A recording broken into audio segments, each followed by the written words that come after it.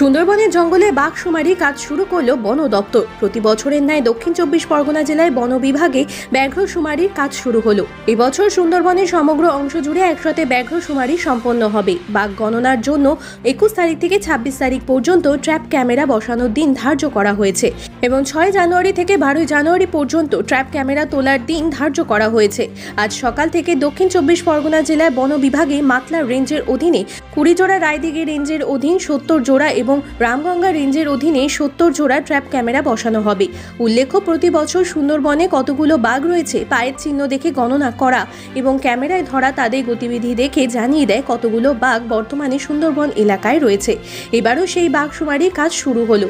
বন দপ্তরে প্রশিক্ষণ দেওয়া হয়েছে, কর্মীদের আগে থেকে প্রশিক্ষণ দেওয়া হয়েছে। হিংস্র জন্তুদের হাত থেকে বাঁচতে প্রশিক্ষণরত বনকর্মীরা হাতে লাঠি, কাঁধে বন্দুক নিয়ে চতুর্দিকে পাহারা দেয়। অন্যান্য প্রশিক্ষণরত কর্মীরা নির্দিষ্ট মাপে চলতি পথে এই ক্যামেরাগুলো লাগায়। নির্দিষ্ট দিনে যেমন শুরু হয়েছে, নির্দিষ্ট সময়ের মধ্যেও ট্র্যাপ ক্যামেরা বসানো শেষ হবে। আর আপনারা সেই ছবি সরাসরি দেখছেন শুধুমাত্র বাস্তব নিউজের পর্দায়।